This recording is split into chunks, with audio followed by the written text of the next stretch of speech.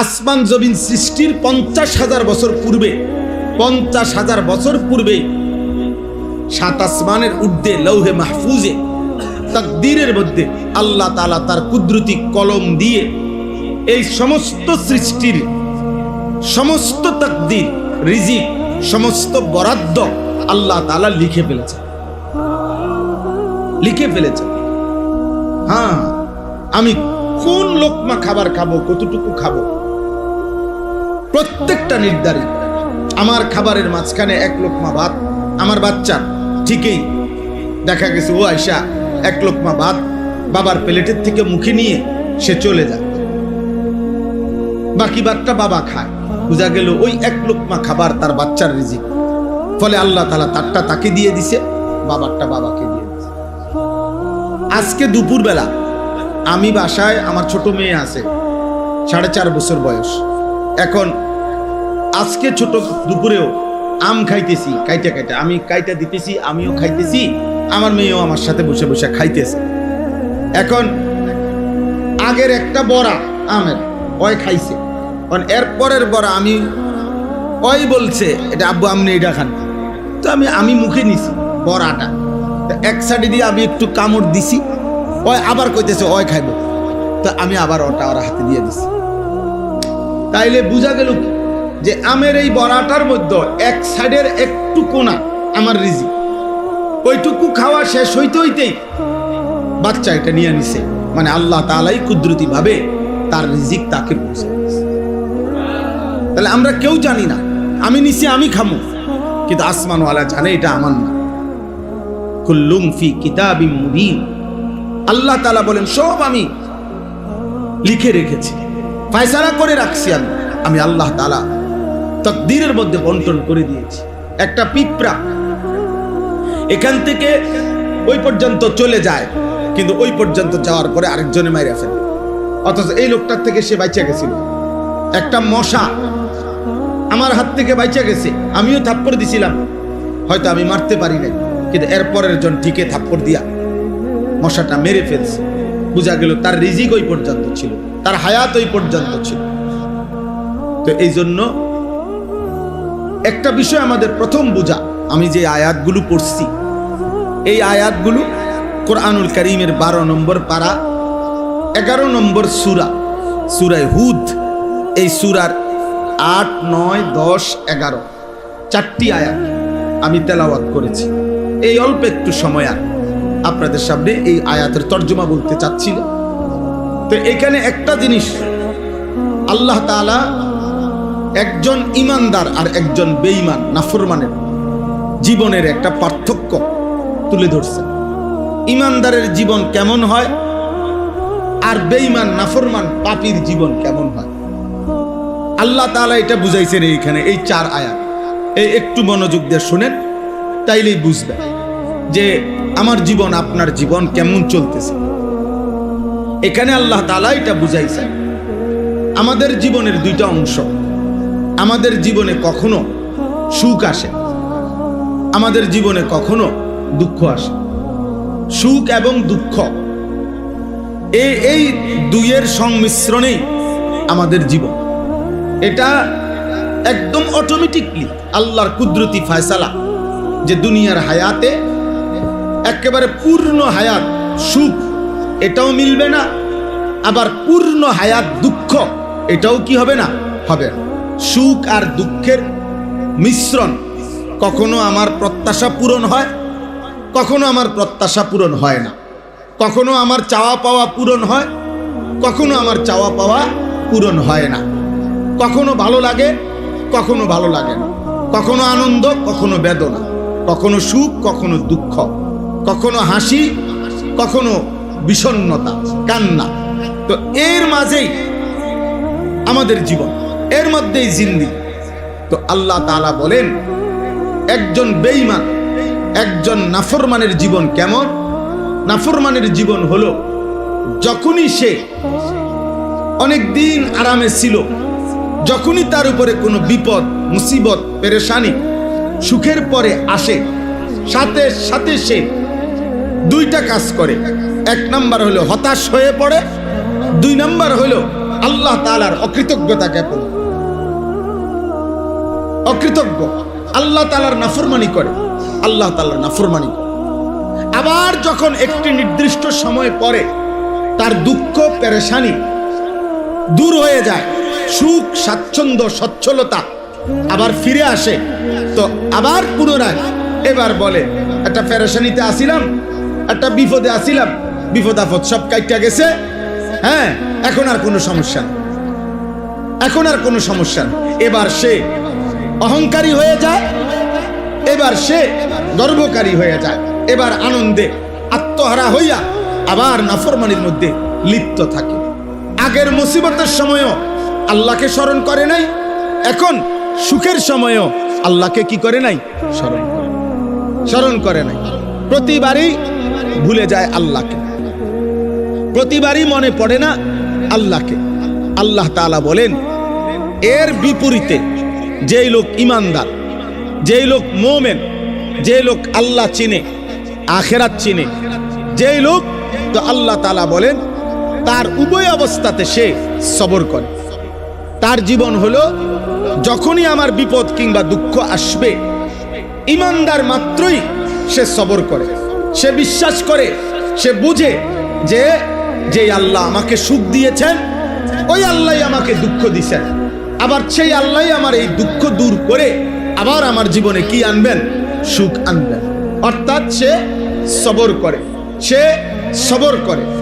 দুঃখে সে আল্লাহর উপর থেকে ভরসা হারায় না, সুখে সে আল্লাহ তাআলার অকৃতজ্ঞতা, নাফরমানি আর পাপ অবাধ্যতা করে না, বরং উভয় অবস্থাতে সে সবরের মাধ্যমে, আমলের মাধ্যমে সে তার জীবন পরিচালিত করে।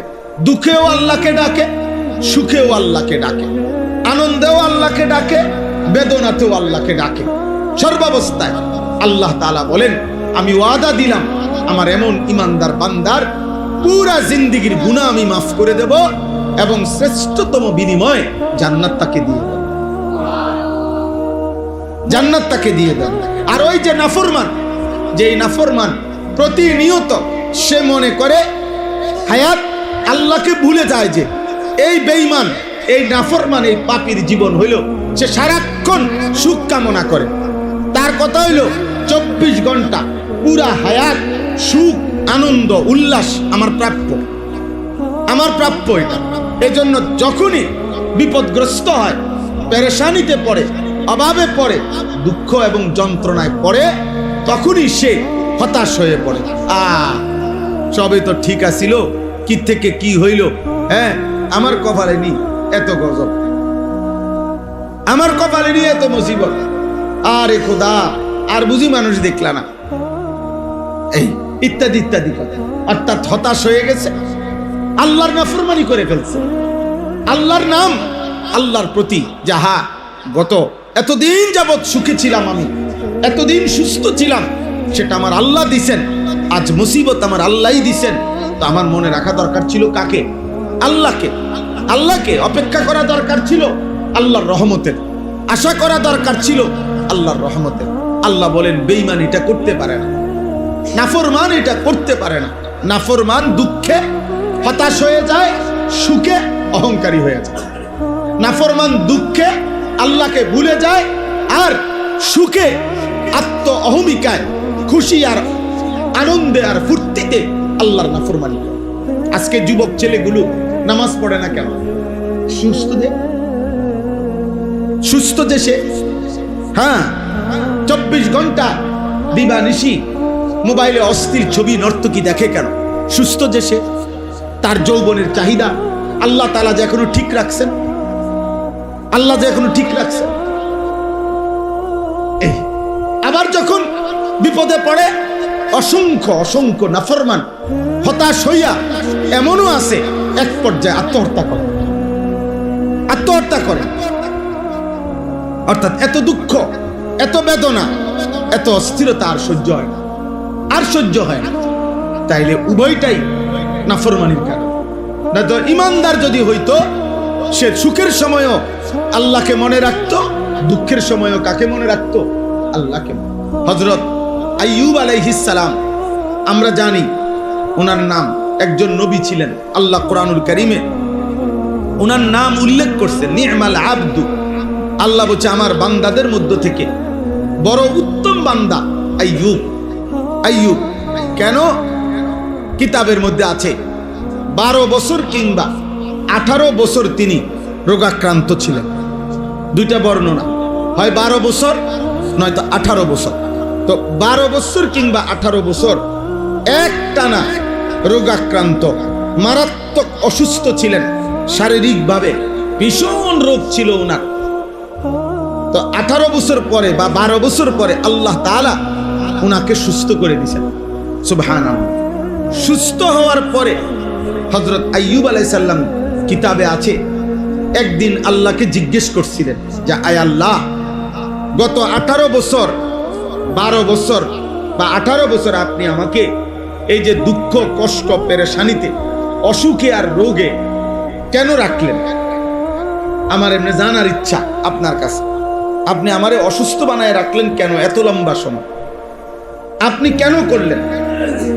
তো আল্লাহ তাআলা বললেন, আইয়ুব শুনো, অসুস্থ হওয়ার আগে 70 বছর তুমি সুখে ছিলা, সুস্থ ছিলা। আমি আল্লাহ তাআলা তখনও দেখছি এই সুস্থ থাকার 70 বছরে তুমি আমাকে ডাকছো, আমার বন্দিগি আমার আনুগত্য তুমি করেছ, আমার কোনো অভিযোগ নাই তোমার ব্যাপারে। কিন্তু আমি আল্লাহ তাআলা এরপরেও 18 বছর তোমাকে দুঃখ আর সুখে বিপদে আর মুসিবতে পরীক্ষা করছি। তবে আমি আল্লাহ তাআলা দেখছি এই 18 বছরেও তুমি আমাকে আগের 70 বছরের মতোই আমারে ডাকছো। আমার ইবাদত, আমার জিকির, আমার নাম, আমার তাসবিহ তুমি পড়েছ। আমি এই অসুস্থ অবস্থাতেও তুমি আমারে ডাকছো। তাইলে এই অসুস্থ অবস্থাতেও তোমার ব্যাপারে আমার কোনো অভিযোগ নাই, সুখের সময়েরও অভিযোগ নাই। তাইলে রোগ দিলাম কেন? আল্লাহ তাআলা বললেন, আইয়ুব আমি দেখতে চাইছিলাম যে সুখের সময়ে আমাকে তুমি ডাকো আর দুঃখের তুমি ডাকো, কোন সময় এই ডাকে, কোন ডাকে মায়া লাগে বেশি, আমি এটা দেখতে চাইছিলাম। তো আল্লাহ তাআলা বলেন, আইয়ুব আমি আল্লাহর জাতের কসম 70 বছর সুখের সময় আমাকে ডাকছো তুমি যে পরিমাণ, আর এই 18 বছর দুঃখ আর অসুস্থতার যন্ত্রণার সময় তুমি যে আমাকে ডাকছো, আমি আল্লাহর কাছে এই ডাকে মজা লাগছে বেশি, আমি আল্লাহর কাছে ভালো লাগছে বেশি।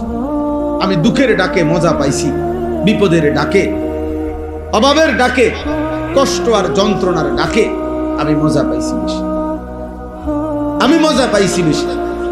তাইলে এক ইমানদার, এক মুমিন, আল্লাহর প্রতি যার ঈমান আছে, তার জীবনে সে সুখেও আত্মহারা হয় না, দুঃখেও হতাশ হয় না। সে দুঃখেও নাফরমানি করে না, সুখেও অহংকার করে না, অহংকার করে না, অহংকার। এজন্য প্রিয় ভাই আমার, বাবা আমার, এই অল্প কয়েকজন মানুষ আপনাদেরকে বলি, আমাকেও বলি, এইখানে আল্লাহ তাআলা শিখাইছেন এটা, ওয়ালা ইন আখারনা আনহুমুল আযাবা ইলা উম্মাতিন মাদুদা লা ইয়াকুলুন্না মা ইয়াহবিসু। আল্লাহ তাআলা বলেন, নাফরমান, বেঈমান, পাপী, আমি আল্লাহ যদি ইচ্ছা করে দয়া করে তাদের উপরে আযাব, মুসিবত, বিপদ যদি একটু সময় লম্বা করি, মানে না দেই, মনে করেন অহংকার করতেছে, গুনাহ করতেছে, জুলুম করতেছে, পাপ করতেছে, কিন্তু আজকে 10 বছর হয়ে গেছে, 30 বছর হয়ে গেছে, 20 বছর হয়ে গেছে, 50 বছর হয়ে গেছে, কোনো বিপদ নাই, কোনো বিপদ নাই, কোনো অসুবিধাও নাই, কিন্তু গুনাহ করছে পুরা দমে। আল্লাহ বলেন, যদি আমি ইচ্ছা করে কোনো মানুষের উপরে, কোনো জাতির উপরে আমার আযাব দীর্ঘায়িত করি, মানে দিচ্ছি না, অনেক দিন ধরে লম্বা করে রাখি, তো আল্লাহ তাআলা বলেন, লা ইয়াকুলুন্না মা ইয়াহবিসু। বেঈমান, নাফরমানরা তখন ইমানদারদেরকে, নবীদেরকে বিদ্রুপ করে, যে কই কই বলে না, নাফরমানি করলে, চুরি করলে, ডাকাতি করলে, জিনা করলে, ব্যভিচার করলে, নামাজ না পড়লে বলে না আযাব আসবে, ও আযাব কো মা ইয়াহবিসু, কিসে আযাব আটকাইয়া রাখলো? এই মিয়া, তাফসীরের মধ্যে আছে আবু তালেব, আরে আবু লাহাব যখন আল্লাহ তাআলা কোরআনুল কারীমের মধ্যে বলছে, আবু লাহাব তাব্বাত ইয়াদা আবি লাহাব, তোর হাত ধ্বংস হয়ে গেল এবং তুমি নিজেও ধ্বংস হয়ে গেলা। এরপরে আবু লাহাব চূড়ান্ত, এটা তো আল্লাহ বলে রাখছে, কিন্তু আল্লাহ তাআলা যেদিন তাকে চূড়ান্ত আযাব দিছে, ওই আযাবের আগ পর্যন্ত এই বেঈমান প্রত্যেক দিন সকালবেলা ঘুম থেকে উঠেই নবীজির সাহাবাদের কাছে যাইতো। সাহাবাদের কাছে গিয়েই বলতে, এই আবু বকর ওমর এদিকে, এই দেখো কই কেন কোনো অসুবিধা আছে নি? দেখো বুঝেন নাই? এই তোমাকে আল্লাহ না কইলো আমারে কি আদ বলে খাইয়া লেবো, ধ্বংস করে লেবো, কই কি আমার আদি সব ঠিক মতো আছে। এই অহংকার। আল্লাহ তাআলা বলেন নাফরমান এমন হয় যে আমি যদি আযাবটাকে একটু দেরি করছি, দিচ্ছি না ইচ্ছা করে, তো তারা বলে মা ইয়াহবিসু, আল্লাহর আযাব কিসে আটকায় রাখলো? কই আল্লাহ কই, আযাব কই, আযাব আসে না কেন? এখানে এই সূরার মধ্যে আছে প্রত্যেক যত জাতিকে, আশ্চর্য হবেন, প্রত্যেক জাতি নাফরমান পাপী ব্যক্তি জাতিকে আযাবের আগে ওই ব্যক্তি ওই জাতি বারবার নবীদের কাছে বলতো, ফাতিনা বিমা তাইদুনা ইন কুনতা মিনাস সাদিকিন। হে নবী হুদ, লূত, শুআইব, সালেহ, এরকম নবীদের নাম বলতো, তুমি যে বলছো আমাদের উপরে আল্লাহর আযাব আসবে, যদি তোমার কথা সত্য হয়ে থাকে তো আনো আযাব, আনো, ফাতিনা, আযাব নিয়ে আসো। কই আযাব কই, আযাব কই? এই প্রত্যেক জালেম, প্রত্যেক পাপী ধ্বংস হওয়ার আগে এই পরিমাণ অহংকার করে, অহংকারের সময় সে মনে করে তার জীবনে আর সুখ আসবে, দুঃখ আসবে না, তার জীবনে আর মুসিবত আসবে না, তার উপরে কোনো মুসিবত আসবে না, তার উপরে কোনো আযাব আসবে না, সে মনে করে, সে অহংকার করে। আল্লাহ তাআলা বলেন আলা ইয়াউমা ইয়াতিহিম, হে নবী বলে দেন, হে নাফরমান, যেদিন সত্য সত্য আল্লাহর আযাব এসেই যাবে, লাইসা মাসরুফান আনহুম, সেদিন এই পৃথিবীর কারো আর ক্ষমতা থাকবে না সেই আযাবকে প্রতিহত, সেই আযাবকে আর প্রতিহত করার ক্ষমতা থাকবে না। হ্যাঁ, কোরআনুল কারীমের মধ্যে আল্লাহ তাআলা বলেন, ইন্না আযাবা রাব্বিকা লাওয়াকি লাইসা লাহু মিন দাফি', নিশ্চয় আল্লাহর আযাব আসবেই আসবে, লাইসা লাহু দাফি', আল্লাহ বলেন আল্লাহর আযাব যেদিন আসবেই সেদিন আর কেউ থাকবে না যে তাকে প্রতিহত করবে। লিল কাফিরিনা লাইসা লাহু দাফি', আল্লাহ বলে বেঈমান পাপী কাফের নাফরমানের জন্য আমার আযাব আসবেই আসবে, লাইসা লাহু দাফি', ওই আযাব প্রতিহত করার কেউ থাকবে। ফেরাউনের উপরে যখন আযাব আসছে তো এবার আর কেউ ঠেকাইতে পারছে? নমরুদের উপরে যখন আযাব আসছে তো এবার আর কেউ ঠেকাইতে পারছে? কারুনের উপরে যখন আযাব আসছে তো এবার আর কেউ ঠেকাইতে পারছে? নূহ আলাইহিস সালামের কওমকে যখন আল্লাহ তাআলা পানিতে ডুবাইয়া ফেলছে, এবার আর কেউ থামাইতে পারছে? হ্যাঁ, হযরতে শুআইব আলাইহিস সালাম, সালেহ আলাইহিস সালাম, হুদ আলাইহিস সালাম, লূত আলাইহিস সালাম, উনাদের কওমকে আল্লাহ তাআলা আযাব দিয়ে ধ্বংস করছেন।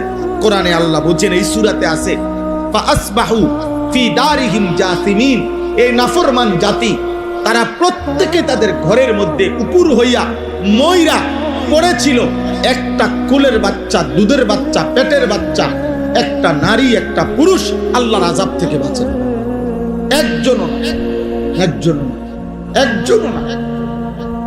একজনের। এখানে আছে আল্লাহ তাআলা বলছেন, ফাকাতানা দাবিরাল্লাযিনা কাযযাবু, আমি আল্লাহ তাআলা বেঈমানের, মিথ্যাবাদীর, নাফরমানের গোড়া সুদ্ধা, লেজ সুদ্ধা, বংশ সুদ্ধা কাইটা দিলাম। অর্থাৎ বিষয়টা হইল, আমার দাদা, আমার দাদার বাপ, আমার বাপের দাদা, একটা বংশের সিরিয়াল আছে, কিন্তু অবাধ্য জাতির আর কোনো বংশধর নাই। আছে কোনো? ফেরাউনের কোনো বংশধর আছে? নমরুদের কোনো বংশধর আছে? কারুনের কোনো বংশধর আছে? বলে আবু জাহেলের বংশধর আছে? নাই। অথচ আরব দেশের মানুষ তাদের বংশের ধারা সংরক্ষণ করা, এটা আরবের একটা ঐতিহ্য। এখনো আরব দেশের মানুষ যুগ যুগ ধরে তাদের অভ্যাস ছিল, এখনো আছে। তারা তাদের পূর্বপুরুষের বংশের ধারা এটা লিখিত রাখে, তাদের কাছে ডকুমেন্টস আছে। তাদের 32 পুরুষ আগে কে ছিল নাম এটা তারা বলতে পারে। 30 পুরুষ আগে, মনে করেন আজ থেকে 500 বছর আগে, 700 বছর আগে তাদের পূর্বপুরুষ কে ছিলেন তারা এটা বলতে পারে, এখনো বলতে পারে তারা। কিন্তু আবু জেহেল, আবু লাহাব এইসব বেঈমানের বংশধারা আর পৃথিবীতে নেই। ইন্না শানিআকা হুয়াল আবতার। আল্লাহ বলছে, বন্ধু নিশ্চয়ই যারা আপনার নিন্দা করে, আপনি রাসূলকে বিদ্রুপ করে, আমি আল্লাহ বললাম একদিন তারাই নির্বংশ হবে। আবতার মানে নির্বংশ। নবীজির ছেলেরা যখন সবাই মারা গেছে, তখন মক্কার কাফেররা বলছিল মুহাম্মদের একটা ছেলেও বাঁচে নাই, অতএব যার ফুট বাঁচে না তারে আটকুরা কয়, নির্বংশ কয়। হ্যাঁ, আর কি কয়? হ্যাঁ, আবতার গ্রাম্য ভাষায় বলে। তো এই তারা বলতে লাগলো যে মুহাম্মদের আর বংশ নির্বংশ। আল্লাহ তাআলা বলছে, না বন্ধু, আপনার বংশ নির্বংশ না, বরং বেঈমানের বংশই নির্বংশ। নাফরমানের বংশই মূলত কি হবে? নির্বংশ। তো আল্লাহ তাআলা এখানে বলেন, ওয়াহাকা বিহিম মা কানু বিহি ইস্তাহজিউন, যেই আযাব নিয়ে ঠাট্টা করতেছিল নাফরমানরা, একদিন ওই আযাবই তাদের সকলকে ঘিরে ধরবে। ওয়াহাকা মানে হলো ঘিরে ধরবে, ঘিরে ধরবে, একদিন ঘিরে ধরবে। সেদিন ওই আযাব থেকে নেতা কিংবা কর্মী, বড় কিংবা ছোট, পুরুষ কিংবা নারী, জওয়ান কিংবা বৃদ্ধ, কেউ আর বাঁচবে, কেউ আর বাঁচবে না। এরপর আল্লাহ বলেন, ওয়ালা ইন আযাকনাল ইনসানা মিন্না রাহমাতান সুম্মা নাযা'না মিনহু। এই আল্লাহ বলেন নাফরমান পাপী মানুষের অভ্যাস কেমন।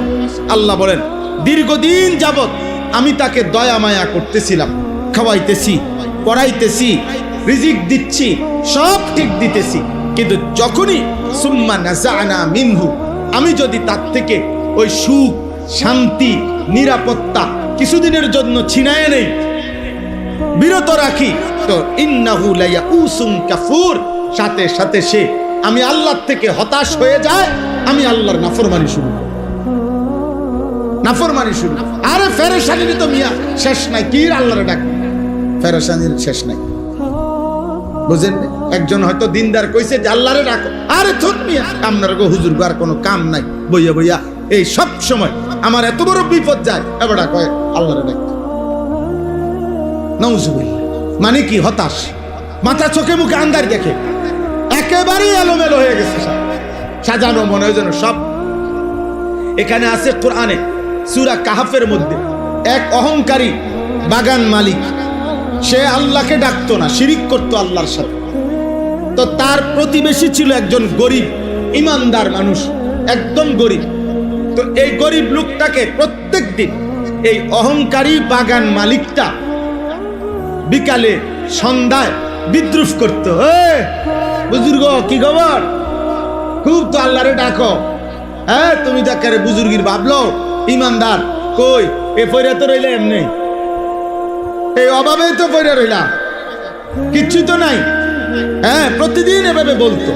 তখন এই কোরআনে আছে, ওই নেককার মানুষটা যদিও সে গরিব ছিল, তার প্রতিবেশী পাশের ক্ষেতওয়ালা, তো উনি বলতো, ভাই তুমি অহংকার না করে তোমার, তো এই জন্য বললাম এ করতো কি, তো সন্ধ্যাবেলা এর বিদ্রুপ করতো, আর উনি বলতো তোমার উচিত আল্লাহকে ডাকা, আল্লাহকে ডাকা, যে হে বাগান মালিক, আল্লাহর নাফরমানি করো না, অহংকার করো না, অহংকার করো না, এটা বলতো তাকে।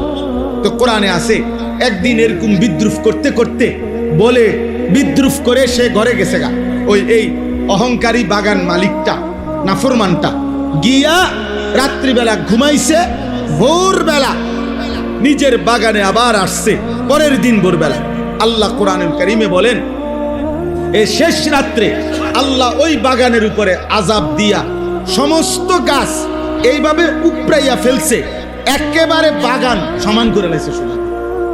এইবার সকালবেলা ফাসবাহা ইউকাল্লিবু কাফাইহি, আল্লাহ তাআলা বলেন ভোরবেলা এই নাফরমান আইসে এবার এইরকম আহা আহা কি করলাম, আহা কি করলাম, নিজের হাতকে এরকম মুসরানো শুরু করছে আর বলতে লাগছে, ইয়া লাইতানি লাম উশরিক বিরব্বি আহাদা। আহা আহা আমার মন্দ কপাল, আমি যদি আল্লাহর সাথে শিরিক না করতাম, বরং যদি আল্লাহকে ডাকতাম, যদি আল্লাহকে ডাকতাম, আজ আমার এত বড় মুসিবত হইতো না, আর মুসিবত হইতো না। তো আল্লাহ তাআলা বলেন, এই বান্দা যখন সুখে থাকে তখন অহংকারী হয়ে যায়, বান্দা যখন দুঃখে থাকে হতাশ হয়ে আমি আল্লাহকে ভুলে যাই। তো আল্লাহ বলেন, ওয়ালা ইন আযাকনাহু না'মাআ বা'দা দাররাআ, পুনরায় আমি যখন আবার ওই নাফরমানকেই তার বিপদ আর মুসিবত সরাইয়া আবার নিয়ামত দেই, আবার সুখ, আবার সুস্থতা আমি যখন তাকে দেই, তো লা ইয়াকুলান্না যাহাবা সাইয়্যাতু আন্নি, এবার মানুষের কাছে সে আবার বলে, ভাই একটা পেরেশানিতে আছিলাম, একটা বিপদে আছিলাম, একটা মুসিবতে ছিলাম, এটি সব শেষ হয়েছে, এখন আর কোনো সমস্যা নেই, এখন আর সমস্যা নেই। আমি কয়দিন আগে একজনকে বলছি, কি অবস্থা ভাই, হুজুর একটা মিল করে লইছি, বুঝেন নাই, মানে কয়দিন ধরে নি খাইছে, হ্যাঁ কয়দিন ধরে নি খাইয়া এরপরে এখন আবার যারা দৌড়াইছে তার লগে একটা বাইল করে লইছে, এর যে যা বুঝেন বুঝেন, বুঝেন না কথাটা।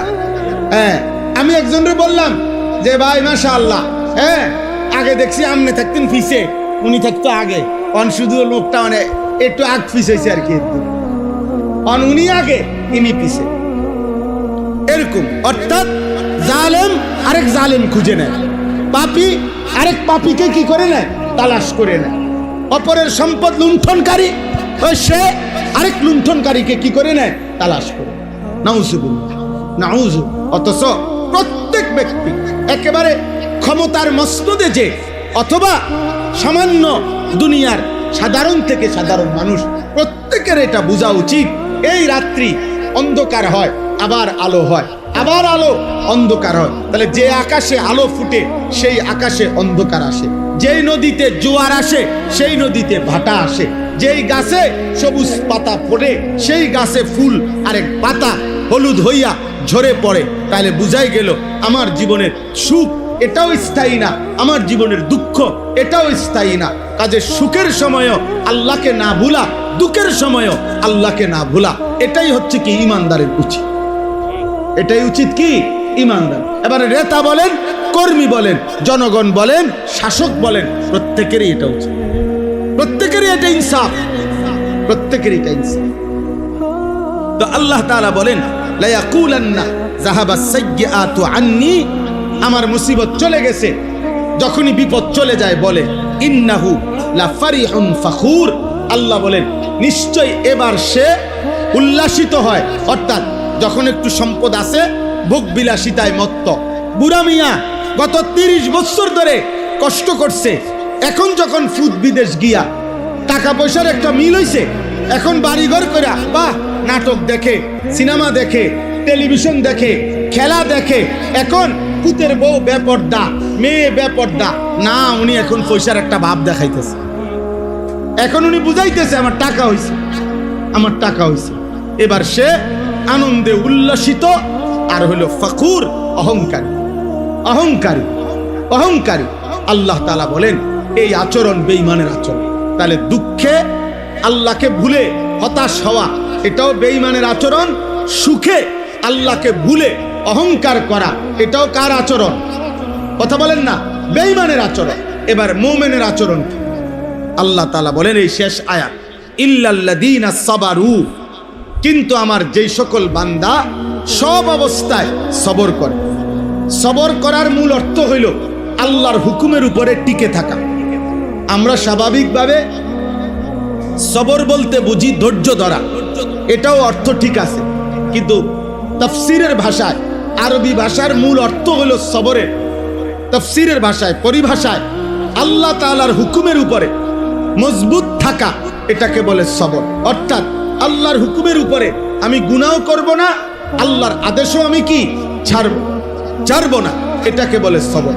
তো আল্লাহ বলেন ইল্লাল্লাযীনা সাবারু, দুঃখে কিংবা সুখে উভয় অবস্থাতে যে সবর করে, যে মজবুত হয়ে থাকে, দৃঢ় থাকে, ওয়া আমিলুস সালিহাত, আর জীবনভর নেক আমল করতে থাকে, উলাইকা লাহুম মাগফিরাতুম ওয়া আজরুন কাবীর, আমি আল্লাহ ওয়াদা দিলাম আমি তাদের জিন্দেগীর গুনাহ মাফ করে দেব এবং মহা বিনিময় জান্নাত দিয়ে দেব। এই 4 আয়াতের অর্থ শেষ, তরজমা শেষ।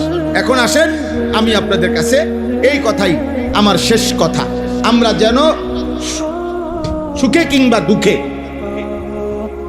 আল্লাহ তাআলা ছেলে দিছেন, আল্লাহ মেয়ে দিছেন, আল্লাহ অর্থ দিছেন, আল্লাহ স্ত্রী দিছেন, আল্লাহ ঘর দিয়েছেন, সুস্থতা দিয়েছেন, সম্পদ দিয়েছেন, কোনো অবস্থাতে একজন ইমানদার যদি হই আল্লাহকে না বলি, আবার মুসিবত আসবে, আবার বিপদ আসবে, কখনো সুস্থ কখনো অসুস্থ, কখনো আনন্দ কখনো বেদনা, কখনো সুখ কখনো দুঃখ, কখনো রোদ কখনো বৃষ্টি, কখনো আলো কখনো অন্ধকার, কিন্তু উভয় অবস্থাতেই ডাকতে হবে কাকে? আল্লাহকে ডাক। আজকে তোমরা এই কয়জন ছেলে, প্রিয় ছেলে, তোমরা অনেক ছেলে বুঝো না, এক একজনের চুল দেখলে, চেহারা দেখলে মানুষ না হাইওয়ান তাও মনে হয়, বোঝা যায়। মানুষ না আফ্রিকার জানোয়ার তাও বোঝা যায়। কেন এমন করে? কারে দেখাইতে করে?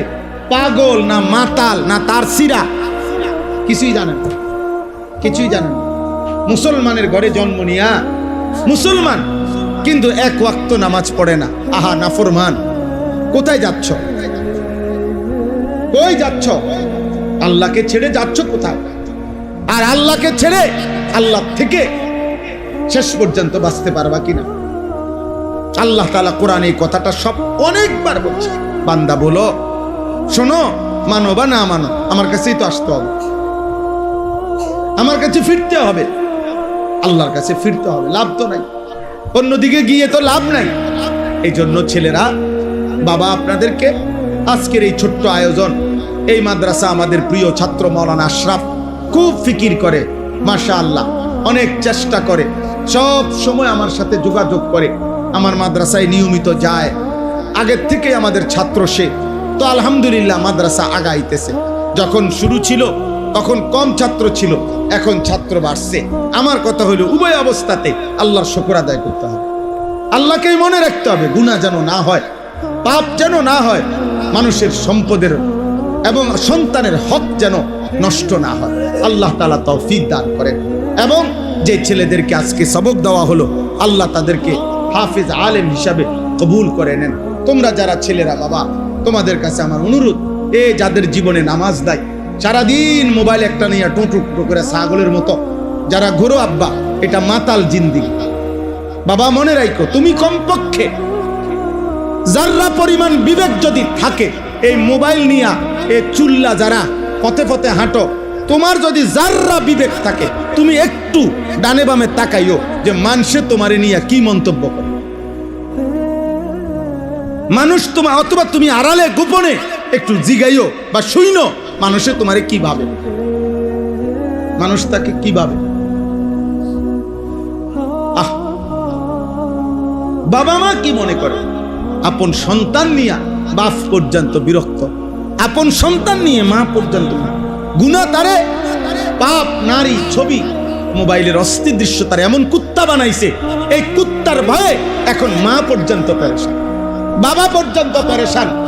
বাবে মার কাছে বলে, তারে যেমনে পারো বাইতে বাইর করো, বাইতে বাইর করো, কোন সময় কি কইরা বইয়ে, মান সম্মান সব তো এমনি গেছে গেছে, আরো ডুবাইব, বাইর করো, তারে আলগা করো। আফসোসের ব্যাপার বাবা, এই জীবন লানতের জীবন, অভিশপ্ত জীবন, যে জীবনে তোমার এই সমাজ, আখেরাত তো নাই। আরে বেটা নাফরমান, আখেরাত তো নাই, দুনিয়াও তো তোরে কেউ পছন্দ, তোর দিকে তো ফিরা, বেনামাজির দিকে কেউ থুতুও মারে না, বেটা থুতুও মারে না। বলে না কত বড় জনেরে, কত জনেরে আপনার মানুষে পাপি, অথচ মানুষের স্যালুট দেয় না, না টাকাকে স্যালুট দেয়, মানুষকে দেয় না। টাকাকে, ক্ষমতাকে স্যালুট দেয়। টাকা না থাকলে, ক্ষমতা না থাকলে এই লোকের আবার 2 পয়সার মূল্য থাকে। তাহলে ওইটা তো টাকারে না দিল স্যালুট, মানুষকে কই দিল? পাপীকে মানুষ ঘৃণাই করে, নাফরমানকে মানুষ ঘৃণাই করে, চরিত্রহীনকে মানুষ ঘৃণাই করে। এজন্য আল্লাহর নাফরমানি না করে। আর দুঃখ কিংবা সুখ, আনন্দ কিংবা বেদনা, সব অবস্থায় কাকে মনে রাখা? আল্লাহ। আল্লাহকে মনে রাখা, আল্লাহর ইবাদত করতে থাকা, আল্লাহর বন্দেগী করতে থাকা। আল্লাহ তাআলা আমাদেরকে তৌফিক দান করেন। আজকের এই ইসলাহি মজলিস, মাদ্রাসার সব আয়োজন আল্লাহ যেন কবুল করে, আমিন। আপনারা বেশি বেশি দোয়া করবেন, আমরাও দোয়া করি। যে কয়জন বাবা ভাই আসছেন, জায়গা দেওয়া গেছে না ঠিক মতো, ছেলেরা বাবা তোমরাও নামাজ পড়ো আব্বা, মুসলমান হও। ওই দেখেন ব্যস্ত মোবাইল নিয়ে, মানে একটা মিনিট শয়তান নীরবে থাকতে দেয়। এটাই আমার আফসোস। আহা বাবা হাসো না, ছেলেদেরকে বলি আফসোস আব্বা, বড় মারাত্মক। এই মোবাইল তোমাদেরকে শেষ পাগল বানায় গেল। একটা মিনিট তারে স্বস্তিতে থাকতে দেয়। রাত নাই, দিন নাই, সকাল নাই, দুপুর নাই, মা বাবা, ইজ্জত সম্মান, বংশ কিচ্ছু নাই। ছেলেকে সারা দিন এই মোবাইলটা লইয়া বলা, এটাই জীবন। রাত দিন বলা, কে মা কে বাবা, কি বংশ, কি ইজ্জত, কি সম্মান, না কিচ্ছু বোঝে। এই অল্প অল্প মাদ্রাসা, কিছু পড়ালেখা, কিছু কোরআন সুন্নাহর বাতি যদি না থাকতো তো পুরা সমাজ জাহিলিয়াত অন্ধকার হয়ে যাইতো আব্বা। আল্লাহর কুদরতে এই জন্য মাদ্রাসার পরিমাণ এত বাড়ছে। আগে এত গলি গলি কোনায় কোনায় এত মাদ্রাসা ছিল না। আমরাও তো ছোটবেলায় পড়ালেখা করছি। 30 বছর আগে, 20 বছর আগে, 25 বছর আগে আমরাও তো পড়ালেখা করছি। এত প্রতিষ্ঠান ছিল না। এখন গুনার মাত্রা যেহেতু বেড়ে গেছে, আল্লাহ তাআলা আল্লাহর দিন হেফাজতের ব্যবস্থাও আল্লাহ বাড়ায় দিয়েছে। হ্যাঁ, বাস্তবতা এটা। নাহলে এত মাদ্রাসা কেন? জায়গায় মাদ্রাসা, ঢাকা শহরে বিল্ডিং এ মাদ্রাসা। মূল কারণ এটা, নাফরমানির মাত্রা বেড়ে যাওয়াতে আল্লাহ তাআলা তার দিন হেফাজতের মাত্রাও কি করে দিছে? বাড়ায় দিছে। আলহামদুলিল্লাহ। আল্লাহ তাআলা এই মাদ্রাসাকে কবুল করে নেন। কোরআনুল কারীমের মধ্যে আল্লাহ তাআলা বলেন, এখানে আছে নবী সাল্লাল্লাহু আলাইহি ওয়াসাল্লামকে আল্লাহ তাআলা সান্ত্বনা দিবেন, ইন্নামা আনতা নাযীর। হে নবী, আপনার দায়িত্ব হলো আপনি হচ্ছেন নাযীর। আমি আল্লাহর পক্ষ থেকে আমার বান্দাদেরকে ভয় প্রদর্শনকারী। আমি আল্লাহর ভয়, জাহান্নামের ভয়, কবরের ভয়, আযাবের ভয়, এই ভয় দেখানো, নেক কাজের উৎসাহিত করা, এটাই আপনার দায়িত্ব। এবার আসলে ঠিক কয়জন পরিবর্তন হলো, কয়জন হলো না, এটা আপনার দায়িত্ব। কারণ আমি যদি আপনি জিজ্ঞেস করেন এখন যে হুজুর আপনি আজকে এত বছর ওয়াজ করেন, তো নামাজি হইছে কয়জন, না এই হিসাব দেওয়া অথবা এই হিসাব রাখা আমার দায়িত্ব। ভালো মানুষ হইছে কয়জন, আপনারা হুজুররা যে ওয়াজ করেন না, আপনি হিসাব করেন বসে বসে। আপনার আজার থাকলে, আপনি অবসর থাকলে আপনি হিসাব করেন, আমি হিসাব করবো কেন? আমার তো এটা হিসাব করতে আল্লাহ আমারে বলে না যে সপ্তাহে যদি 3 জন লোক নামাজি না হয় তাহলে ওয়াজ বন্ধ করে দিবা। মাসে যদি 10 জন লোক নামাজি না হয় তাইলে কি করবা না? ওয়াজ করবা না। এমন বিষয়টা এমন। হাদিসের মধ্যে আছে, কিয়ামতের দিন আল্লাহ তাআলার সামনে প্রত্যেক নবী হাসরের ময়দানে যখন দাঁড়াবে প্রথম, তখন প্রত্যেক নবীর সাথে ওনার ইমানদার উম্মত যারা ইমান আনছে ওই নবীর উপরে, ওনারাও সাথে থাকবে, প্রত্যেকের সাথে। তো নবী সাল্লাল্লাহু আলাইহি ওয়াসাল্লাম বলছেন, এমন নবীও হাসরের ময়দানে আল্লাহর সামনে দাঁড়াবে যেই নবীর সাথে ওনার ইমানদার উম্মত মাত্র 3 জন। কোন নবী দাঁড়াবে ওনার সাথে ওনার ইমানদার উম্মত সির্ফ 2 জন। কোন নবী দাঁড়াবে ওনার সাথে ওনার ইমানদার উম্মত ওয়াহিদ, 1 জন। তো নবীজি বলেন, রিয়াজুস সালিহিন এই কিতাবে আছে, কিয়ামতের দিন এমনও বহু নবী দাঁড়াবে যেই নবীর সাথে তার ইমানদার উম্মত 1 জনও নাই, লাইসা মাআহু আহাদ, কেউ নাই তার সাথে। মানে উনার পুরা জীবন দাওয়াত দেওয়ার পরে, আল্লাহর কথা বলার পরে একজনও কি আনে নাই? ঈমান আনে নাই, ঈমান আনে নাই। তাহলে এখন কি মনে হয়, ওই নবী কি ব্যর্থ? ওই নবী কি নবী হিসেবে বাদ? ওই নবী পুরস্কার পাবে না? তাহলে অথচ কি নাই? অনুসারী একজন। মৃত্যু পর্যন্ত ওই নবী আল্লাহর উপরে ঈমান আনছে, আল্লাহর হুকুম পালন করছে, ইবাদত করছে একাই একাই। তাইলে এই জন্য বললাম আমাদের মূল ফিকির এটা। আল্লাহর পথে যারা ডাকে, দাঈ ইলাল্লাহ, মানুষকে যারা আল্লাহর দিকে ডাকে, তাদের মূল ফিকির এটা যে আল্লাহর দিকে আমার ডাকতে হবে। গ্রহণ করুক বা না করুক, শত্রুতা করুক আর পছন্দ করুক, আদর করুক আর গোস্বা করুক, জিদ করুক আর ভালোবাসুক, আমাকে বলতেই হবে, আমাকে আল্লাহর কথা বলতেই হবে। রোদ কিংবা বৃষ্টি, আলো কিংবা অন্ধকার। পরশুদিন আমি সিলেট বয়ান করছি আসরের আগে। তো যখন আমি বয়ান করতেছি, অজোরে একেবারে মুষলধারে বৃষ্টি হইতেছে বাইরে, মসজিদের বাহিরে পুরা বৃষ্টি, মানে ধুমসে বৃষ্টি হইতেছে। কিন্তু তখনও মসজিদে যে কয়জন, অনেক মুসল্লি ছিল, ছেলে পেলে ছিল, আলহামদুলিল্লাহ আমরা আসরের টাইম পর্যন্ত, বিকাল 3:30 পৌনে 4টা থেকে টানা বলে গেছে। হ্যাঁ, বৃষ্টি এটা বড় বিষয়। মসজিদের ফ্লোর ভিজে গেছে একদম, মানে ঘামে, গরমে। তা এই জন্য বললাম আল্লাহর কথা বলা চাই, আমাদের প্রত্যেকের দায়িত্ব। এই আজকে যদি আমরা যারা নামাজি মানুষ, যারা কিছু নামাজ রোজা করে, আল্লাহ বিল্লাহ করে, ইনারাও যদি একটু একটু করে ওনাদের সাথে আশেপাশে ছেলে মেয়ে, স্ত্রী, সন্তান, ভাই, বন্ধু, পড়োশী, প্রতিবেশী একটু একটু যদি বলতো, তাহলে আরো নামাজি বাড়ত, আরো দিনদার বাড়ত। কিন্তু অনেক মানুষ আছে একটা শব্দ বলে না, কইয়া কারে কোনটা কইয়া কোন ফেস লাগে, তো না কোনো ফেসের দরকার নাই, ভাত খায়, ঘুম যায়, বাথরুমে যায়, শেষ। এই কারোর তাহলে আর তো কোনো ফেস নাই, খারা আপনি বয়ে বয়ে ভাত খাইলেন আর ঘুম গেলেন আর পেশাব পায়খানা করলেন, তো এই শেষ। এটা কি একটা ইমানদারের জীবন? একজন মুমিনের জীবন কি এটা? তাইলে এই সমাজে ইসরাফিলের ফু পর্যন্ত বন্ধ মানুষ থাকবে, অসৎ লোক থাকবে, চরিত্রহীন লোক থাকবে, হারাম, নাফরমান, পাপী, বেনামাজি, অসভ্য এরাই বেশি থাকবে। এটা আল্লাহরই ফায়সালা। নাফরমান বেশি থাকবে। আল্লাহ তাআলা কোরআনে বারবার বলছেন ইমানদার, আল্লাহর অনুগত কম। ওয়াকালিলুম মিন ইবাদিয়াশ শাকুর, আল্লাহ বলছেন আমার কৃতজ্ঞ বান্দা কম। এজন্য প্রত্যেক ওয়াক্তে নামাজের সময় দেখা যায় ইমানদার নামাজি পরিমাণে মসজিদে কম, নাফরমান পাপী বেশি। একটা বাজারের মসজিদে নামাজের ওয়াক্তে নামাজি যতজন, তার চাইতে 10 ডবল বেশি হবে বাজারের দোকান। অথচ এরা মুসলমান, ওরা চিল্লাইতেছে, হই হুল্লোড় করতেছে, খাইতেছে, গপ মারতেছে, লম্বা স্লোগান দিতেছে, তামাশা করছে, জোয়ানরাও, বয়স্করাও, মাঝ বয়সীরাও।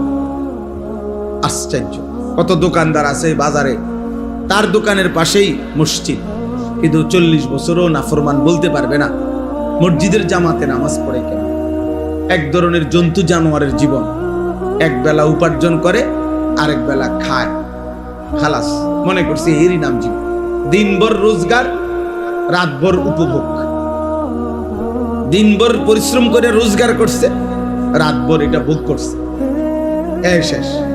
খাইছে, ঘুমাইছে, টেলিভিশন দেখছে, নাচ গান দেখছে, কতক্ষণ বিড়ি খাইছে, কতক্ষণ গপ মারছে, এরপরে ঘুমাচ্ছে, ঘুমায় গেছে। আবার আগামী দিন আগের মতোই নামাজ বিহীন, শুধু রোজগার। তাহলে এই জীবন জন্তু জানোয়ারের জীবন, হাইওয়ানের জীবন, পশুর জীবন।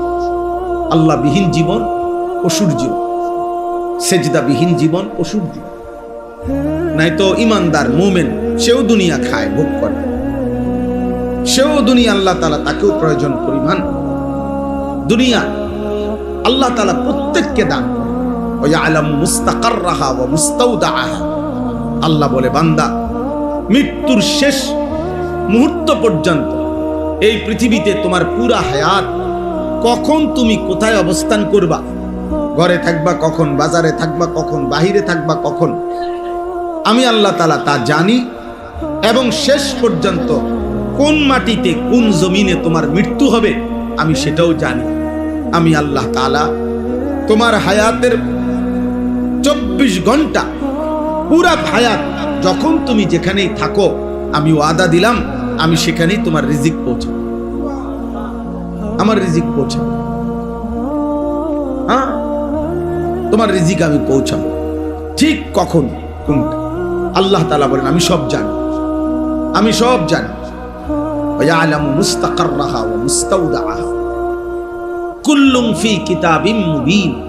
আল্লাহ তাআলা বলে শুধু জানি এমন না, বরং আমার প্রত্যেকটা মাখলুকের রিজিক, আমার প্রত্যেকটা সৃষ্টি দুনিয়াতে যে যা পাবে, একটা মানুষ, একটা গরু, একটা ছাগল, একটা পশু পাখি, একটা কীট পতঙ্গ, একটা জীব জন্তু, একটা উড়ন্ত পাখি, আল্লাহ তাআলা বলেন এই প্রত্যেকের রিজিক। রিজিক মানে কি? রিজিক মানে ভাত না, রিজিক মানে তরকারি না, রিজিক মানে হলো এক মানুষ তার দুনিয়ার হায়াতে আল্লাহর পক্ষ থেকে যা কিছু পায় সবটাকেই বলে রিজিক। সব কিছুই রিজিক। এই চন্দ্র, সূর্য, আলো, বাতাস, রোদ, বৃষ্টি, ক্ষেত, ফসল, আয়, উপার্জন, স্ত্রী, সন্তান, ছেলে মেয়ে, সুখ, শান্তি, হাসি, কান্না, সব কিছু রিজিক, সব আল্লাহর পক্ষ থেকে। আমার জীবনে আল্লাহর পক্ষ থেকে যা দুনিয়ার হায়াতে সবই রিজিক। এখন আল্লাহর পক্ষ থেকে না এমন কিছু আসেনি কারো জানা মতে? আমাদের জীবনের কোনো একটা সেকেন্ডের এমন কি আছে যেটা আমাদের আল্লাহর পক্ষ থেকে না? এটা কি আছে? কোনো কিছু এরকম নাই। জীবনের সব কিছুই আল্লাহর পক্ষ থেকে। তো আল্লাহ তাআলা বলেন আমি আল্লাহ তাআলা আসমান জমিন সৃষ্টির 50,000 বছর আগে, তো আল্লাহ তাআলা বলেন